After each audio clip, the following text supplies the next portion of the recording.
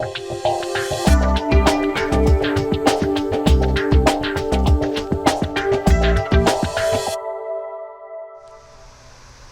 Nagy here again, AB5N, another equipment review. This time the Kenwood TH-D74 Alpha top of the line handy talkie.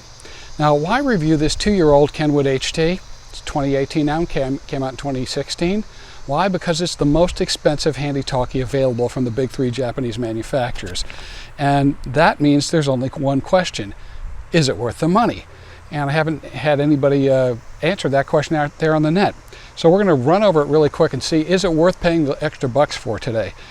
So what makes this different from the other HTs from the big manufacturers that are their top of the lines? Because there's some nice offerings out there. First, of course, is its price. But first off, it is a dual band UHF VHF talkie like you would expect it to be.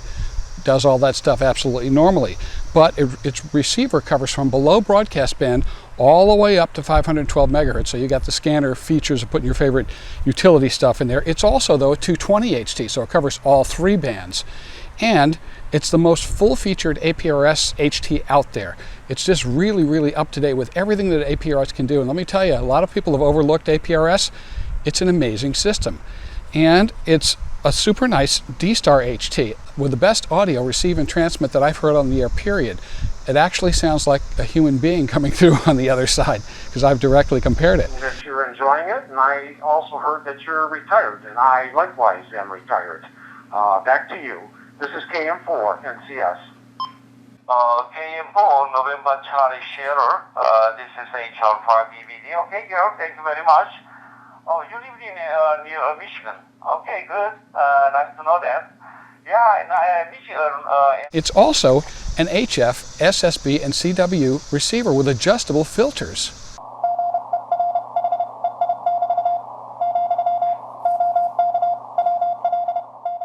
How about that? Not bad, huh? So, of course, it receives AM VHF broadcast stuff in the 108 to 136 megahertz range. It's really a hot receiver, which is nice, but it also receives ATC, air traffic controllers, on HFSSB. Nice. I like to listen to that stuff. What really makes it grabs you about this HT, though? First off, is its super nice color display. Nobody else has a really beautiful color display like this on an HT. And when it's off, the backlight runs for a little while. You can set how long. You can see it just like the other ones as a black and white LCD screen. So you're saving power, but when you start pushing buttons, it comes up nice full color display. It's a really easy to operate menuing system in this thing. These guys have really thought this thing out, and are really, some of these HTs are not easy to operate. I'm not going to name names here, but even myself, it's just really easy to operate, and that's a real pleasure. It has a really nice LiPo battery on it, and by that I mean if it was any bigger and lasted any longer, the talkie would be too chunky. So what you really want is a talkie that just fits in your hand right, and has a battery that's going to last probably through the day, like a cell phone does, or if you were just monitoring a couple of days. So, and there are aftermarket batteries available. It has receive and transmit equalizers. I mean, Kenwood is, after all, makes stereos, or did for a long time, probably still does, and they're concerned about audio. They're the audio guys. So this thing has receive and transmit that works on FM and on D-Star. You can choose.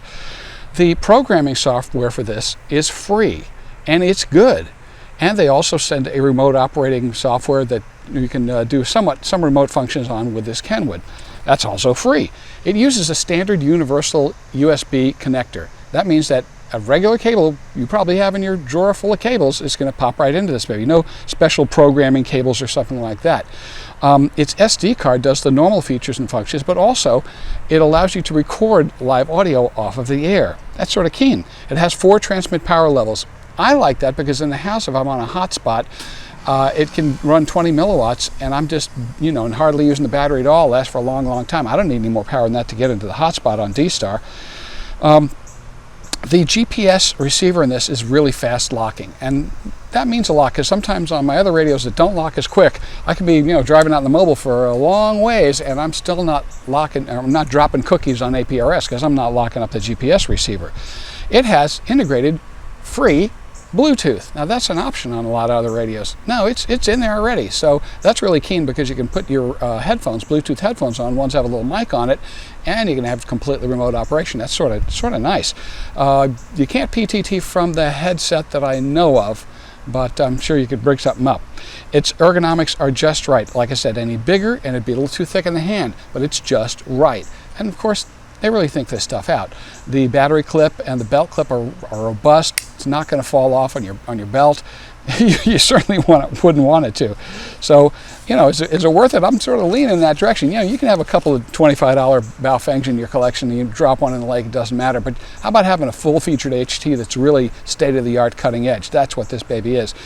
And I'm going to say at this point that my experience with DMR, D-Star, C4FM, I'm going back to D-Star after all of it, and I've got the other radios and the hotspot and everything, but my ears are not what they used to be. And what happens is on, well, C4FM for comparison, there's two modes, a lower quality and a higher quality. The thing is that everybody uses the lower quality when they're on all these reflectors. The lower quality is not as good as D-Star. The high quality C4FM is a little better than D-Star, but D-Star, I can generally understand what they're saying, and some people, if they're using this little bugger, sound fantastic. So I'm leaning back towards D-Star. And DMR, I also had so much trouble programming code plugs, and you got to buy a Chinese radio or a Motorola, and I just don't see the technology being mature. Of course, it's coming into its own. A lot of people are on it. It's great, but it was not ready for a prime time when I used it last year. The other thing that's really boosting these HTs right now, especially D-Star back into the game, is these hotspots. There's a lot of hotspots available. You guys that have them know. You guys that don't, start taking a look out there. For under $100, you can get yourself a multi-mode hotspot that'll slave off of your phone while you're in the mobile. The thing's, you know, 2.5 inches by an inch, little ducky on it, and really sort of a keen item. So that's giving all these digital modes a little bit of a boost right now. So I think this HT is the most capable HT out there. It ought to be for the price, and it is. And you don't have to buy extra software or Bluetooth options.